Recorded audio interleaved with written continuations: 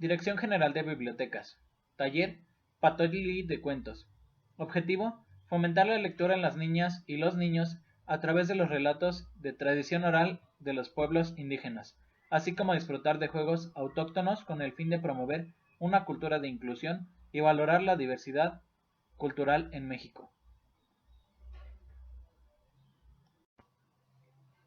Creado por Rocío del Pilar Correa Aguilar y Said Mota Cruz.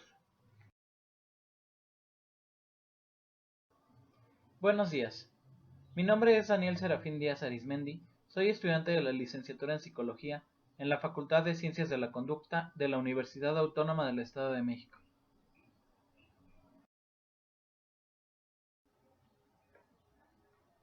Macuayi Tonayi. Este es un saludo en náhuatl. Este significa buenos días. Entre las lecturas que revisamos se encuentran La leyenda del conejo en la luna, El bestiario de seres fantásticos y Cómo bailan los monstruos. Todos estos son los relatos del libro No siempre fueron así. Cómo bailan los monstruos, de Gabriela Olmos. Mi papá era muy extraño.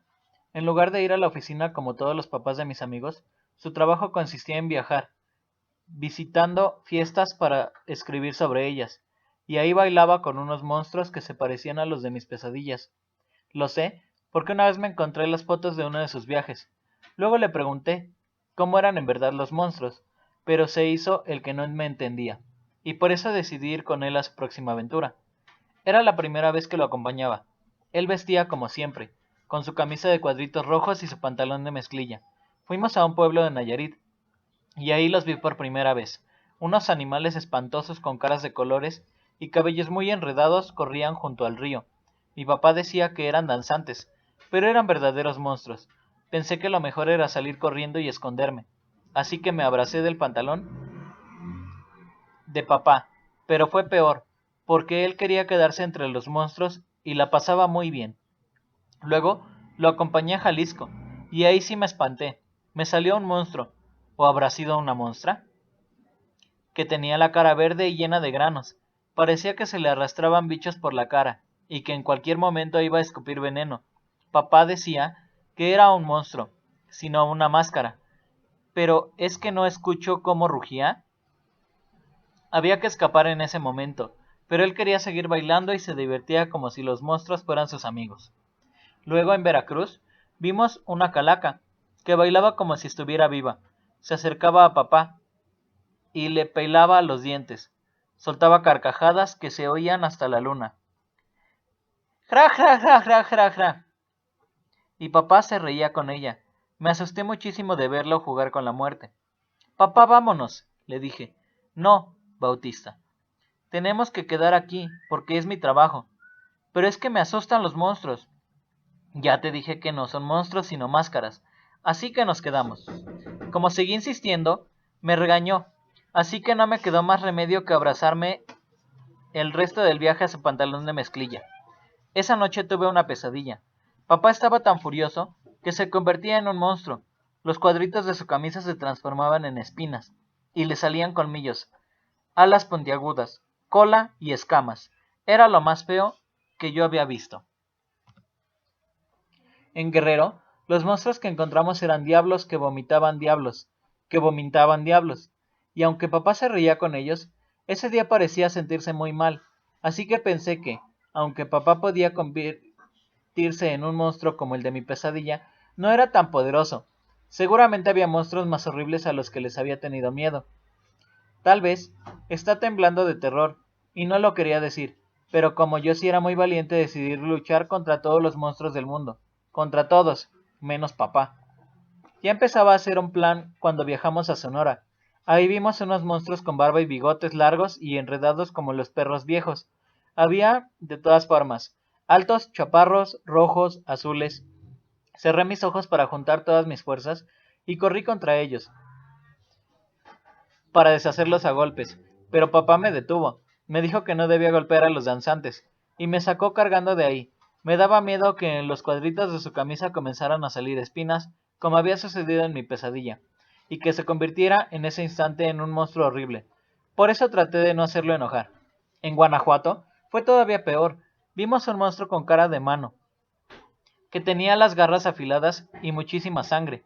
Daba latigazos por las calles, pero papá no me dejaba acercarme a él. Me dijo que yo estaba muy pequeño para eso. Pero yo soy muy valiente, papá, y no les tengo miedo. Caminaba por Guerrero cuando escuché ruidos espeluznantes. Grrr, grrr. Eran los monstruos tigre, que vivían por ahí. Bailaban como si persiguieran ratones y luego se subían a los árboles. Traté de atrapar a uno de ellos, pero rugió tan fuerte que me asusté. Busqué a papá, pero no estaba por ninguna parte. Me puse a llorar al pie de un árbol cuando brincó junto a mí otro de los monstruos, tigre, que estaba escondido entre las ramas. ¿Por qué lloras, Bautista? Es que tengo mucho miedo de los tigres como tú. Son como las pesadillas. Y me explicó que los monstruos son tan feos porque se alimentan de todas las cosas que a nadie le gustan, como las moscas, los ratones, los perros muertos, la mugre. También me dijo que los monstruos no hacen daño y que son amigos de papá porque a ellos les gusta mucho bailar. Luego me abrazó tan fuerte que dejé de llorar y me quedé dormido acurrucado en la camisa de cuadritos del monstruo tigre. Luego viajamos a Oaxaca. La música de la fiesta era muy bonita. Me gustó tonta que me dieron ganas de bailar y que me salen los monstruos que vivían ahí. Lo increíble es que el monstruo tigre que me había consolado en Guerrero se había devorado en aquel abrazo todo mi miedo, así que hasta bailé con ellos, y mientras tanto me hacía muecas y me sacaba la lengua. Eran tan divertidos.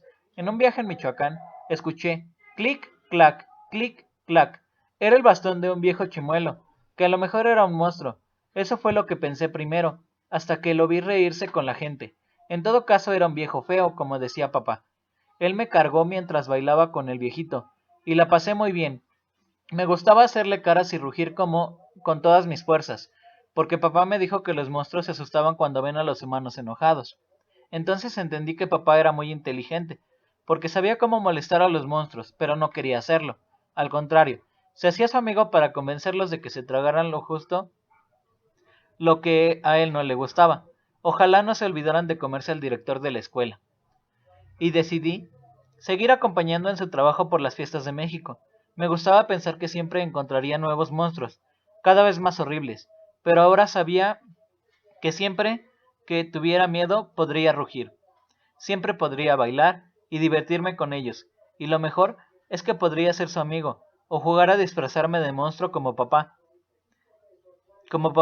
que se vestía como tigre, para enseñarme a no tener miedo, y creía que yo no me daba cuenta de que el monstruo de Guerrero se había hecho mi amigo, usaba la misma camisa de cuadritos. Actividad. Escritura creativa, nahuatlismos. Para esta actividad, los materiales que necesitamos son estas palabras, que pueden estar escritas en tarjetas, dárselas a los niños y posteriormente deberán realizar una oración. Estos nahuatlismos son palabras que comúnmente utilizamos pero que son de origen náhuatl, como su nombre lo indica.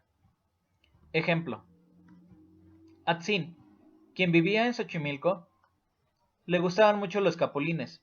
Incluso, su abuelita le enseñó a moler en el petate, para hacer tamales de capulín.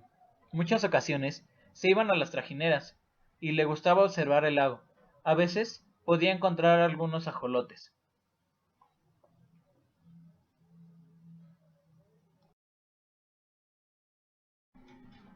Algunos de los juegos autóctonos son el trompo, la matatena y el yoyo. Estos juegos son muy divertidos. Eso sería todo por esta cápsula y hasta la próxima.